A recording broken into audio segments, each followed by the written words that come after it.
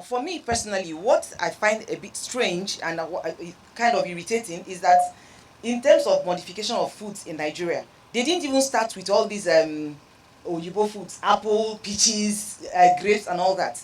You started with the staple foods. I mean, even the foods that the poor of the poor eat.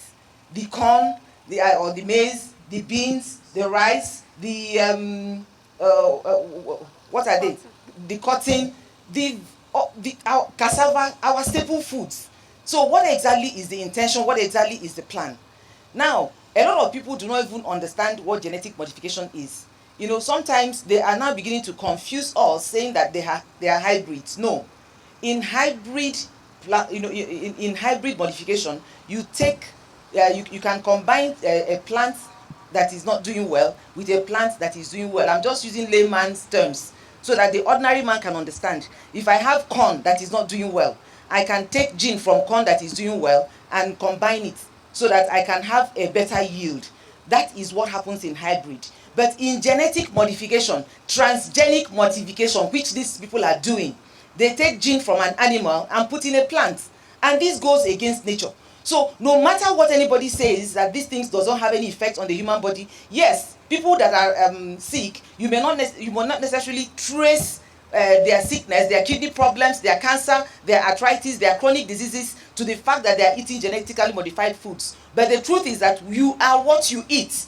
And if we have a very high incidence of these diseases now in Nigeria, some of like even in situations where they shouldn't occur, you have children about 11-year-olds, 14-year-olds having high blood pressure, and you think that's okay. No, you are what you eat. So I think we need to build stronger institutions, stronger systems that will actually protect our food sector.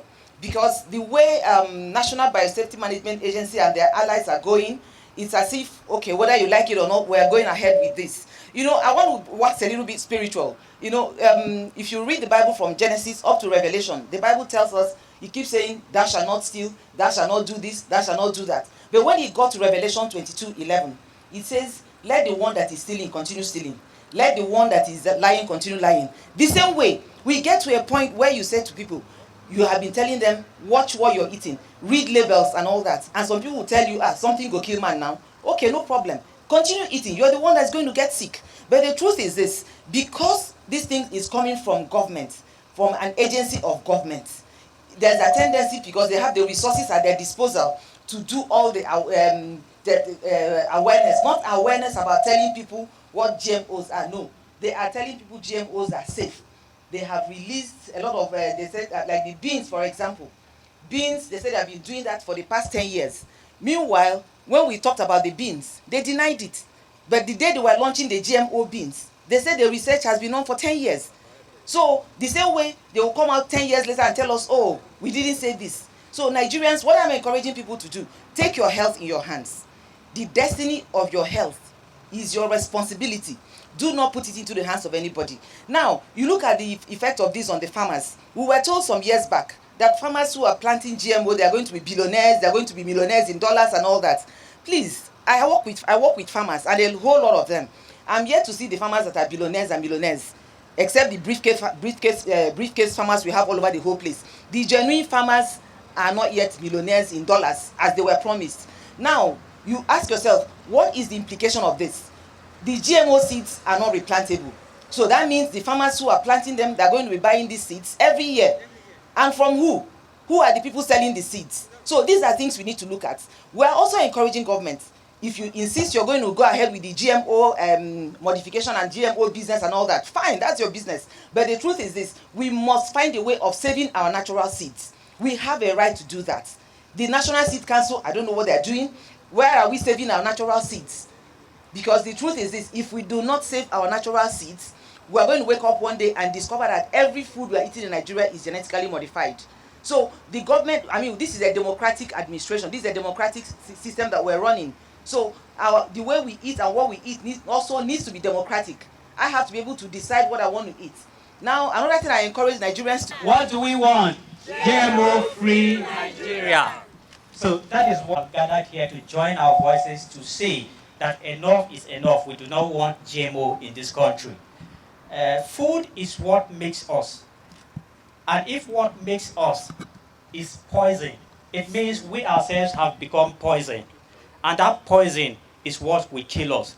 We do not want what we eat to kill us. What we eat.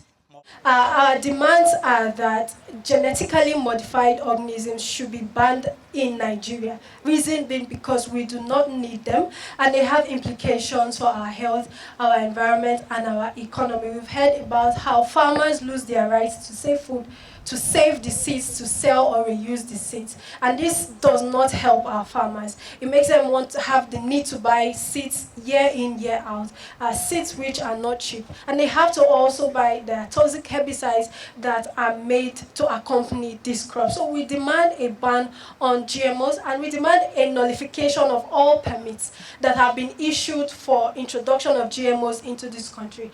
These permits have been introduced in a way that violates the fundamental rights of our people. Most of our people are not aware of GMOs, are not aware of the implications they have. And even those that are aware, when we analyze, when we assess these products and send in objection or send in our concerns, those concerns are not, there is no sign that these concerns are taken into consideration. We seek and we ask for support for our smallholder farmers who are producing most of the food that we eat. GMO support industrial farmers, support corporate farmers who produce food not necessarily for people, but for machines and for animals. So the smallholder farmers who produce the bulk of the food that we eat, the government needs to support them. Needs to support them with extension service, needs to support them with credit scheme, support them with infrastructure that is needed to ensure that they're able to produce food optimally. We also seek a ban on all toxic chemicals.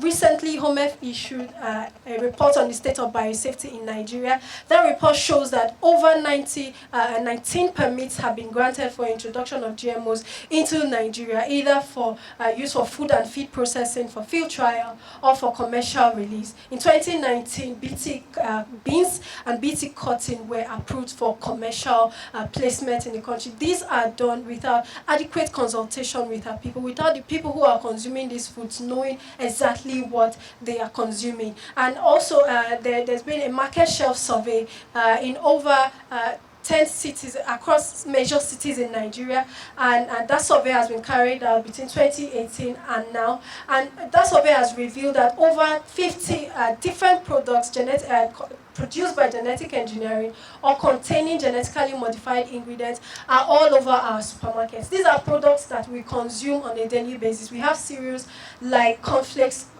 Cocoa Puffs, and a number of other cereals that are consumed by our people. We also have vegetable oil. We have Indomie, which we generally call noodles. We have some chocolates, biscuits, cake mixes, and even food spices that contain genetically modified ingredients. The question is, are our people aware that these products are in the market? And if they are aware, do they actually want to consume these products?